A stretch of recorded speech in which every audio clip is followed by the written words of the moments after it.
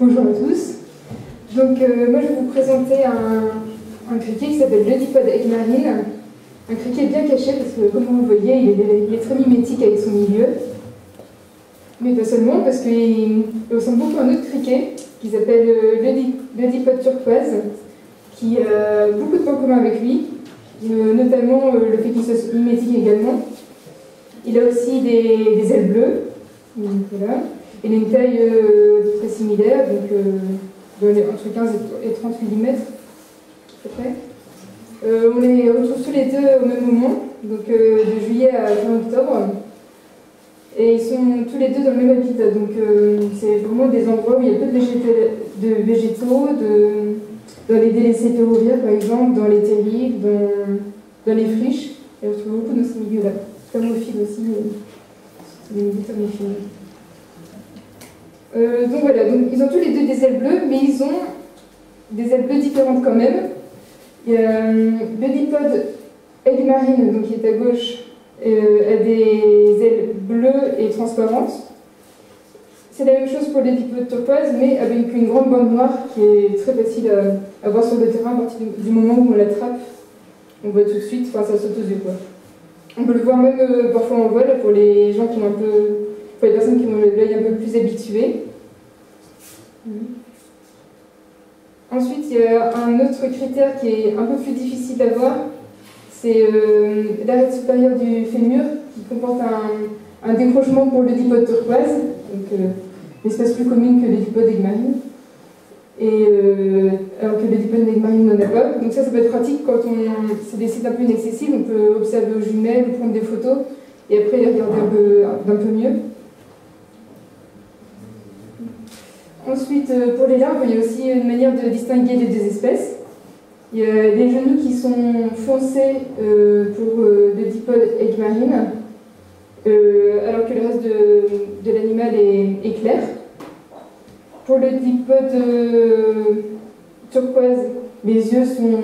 le corps est très variable, la couleur du corps est très variable.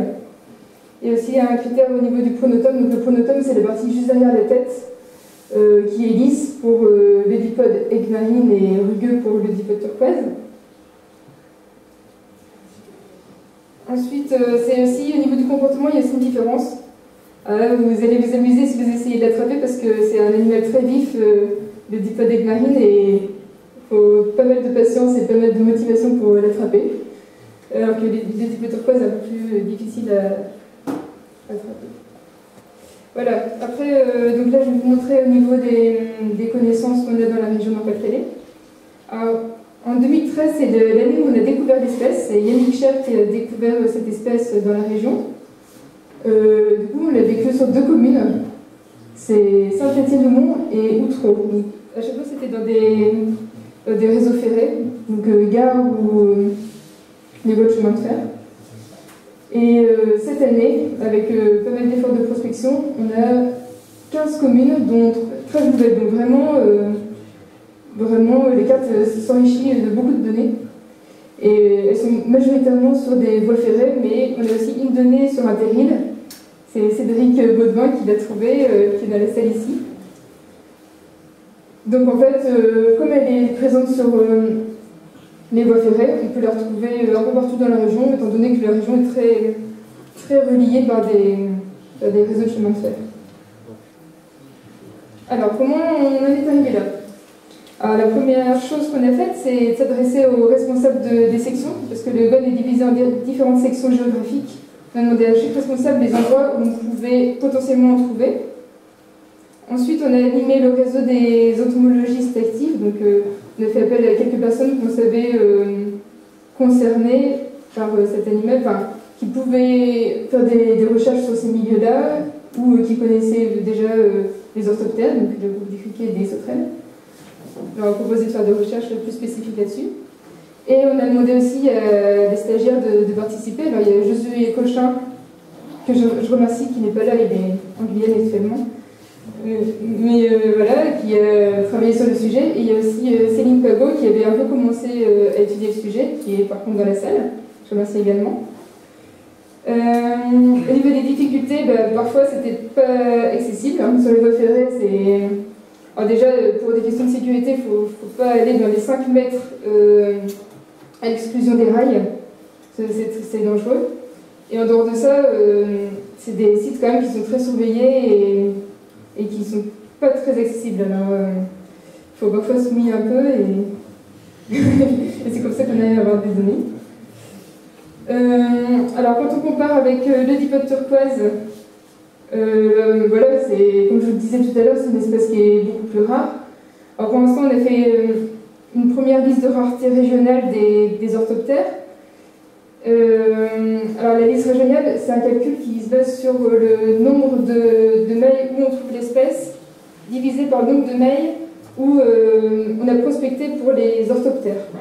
Donc voilà, donc là, ici, on a 5 mailles validées. Donc, vous voyez qu'il y a plus de mailles sur la carte, tout simplement parce qu'il y a des données qui n'ont pas encore été validées.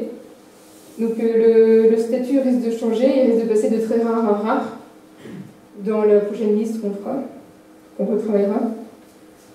Pour le dipode turquoise, c'est une espèce qui est assez commune, avec 120 mailles contre 5 pour le dipode Egg-Marine. En Belgique, ben, on voit que alors, le dipode Egg-Marine, c'est en rouge sur la carte, les carrés rouges plus ou moins foncés selon le nombre de données. Donc on voit qu'il y a quelques données aussi, mais enfin, c'est un peu comme chez nous, finalement, il y en a quelques-unes, pas énormément. Pour les dipodes turquoise, je ne sais pas si c'est très visible, mais c'est les points jaunes, donc il y en a beaucoup plus. Donc, comme chez nous. Pour la Picardie, parce qu'on est quand même là pour parler de vous aussi. Alors, on voit que c'est une espèce qui a été trouvée justement dans l'Oise, dans le sud-est de l'Oise, qui a été redécouverte parce qu'il y a déjà eu des données historiques, si je me rappelle bien, c'est fin 19e, début 20e siècle. Mais ça a été redécouvert par Jérémy Lebrun dans ce secteur-là. Alors que chez nous, elle est venue seulement depuis 2013, donc on avait quelques lacunes, mais qui ont bien été rattrapées depuis. Ouais. Alors pourquoi il y a quand même plus de données dans le Nord-Pas-de-Calais qu'en Picardie? Déjà parce qu'on a plus de sites favorables à le dipode Egg-Marine, on a la chance d'avoir des terrils qui lui conviennent bien, on a aussi un réseau ferré développé, donc il peut facilement se déplacer d'une commune à l'autre. Ça compose un corridor écologique. En Picardie, on a moins d'habitats. Mais enfin, il y a aussi les sablières, hein, j'ai oublié de le préciser, mais les sablières peuvent regorger de dipode Egg-Marine. Donc il ne faut pas les oublier. Et peut-être qu'il y a moins d'efforts de prospection que chez nous. Donc on vous invite à le rechercher, hein, vous pouvez faire encore des belles découvertes. D'ailleurs, j'ai eu un petit écho comme quoi il faudrait peut-être regarder du côté de la gare de Beauvais. Pareil, que ça vaut le coup par là. Donc, avis aux amateurs, ceux qui veulent aller sur les voies ferrées près de Beauvais, c'est le moment. Enfin, là c'est un petit peu tard maintenant, mais l'année prochaine vous pourrez y retourner. Voilà. Alors, ensuite, les perspectives. Alors, ces découvertes ont été quand même très fructueuses. Il faut savoir que là, dedans, j'ai mis seulement les données qui ont été de dipodes qui ont été vues. Mais il y a 26 données de dipode Egg-Marine cette année et l'année dernière dans la région, des données positives, donc on a vraiment vu la bête. Et autant de données négatives, donc c'est des endroits où on a prospecté et il n'était pas là. Le criquet n'était pas là. Donc en fait, une fois sur deux, on a une chance sur deux de le trouver finalement, c'est quand même beaucoup. Et je pense qu'il y a encore en Picardie, je pense qu'il y a une possibilité d'en voir d'autres, de découvrir d'autres sites. Cette espèce est présente.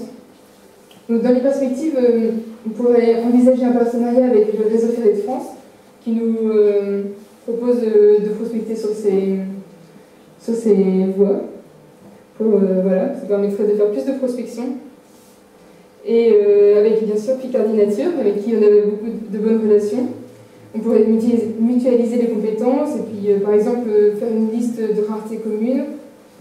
On pourrait aussi envisager c'est ce qu'on fait déjà actuellement, échanger sur nos données, ce qu'on voit, donner des conseils d'un côté comme de l'autre.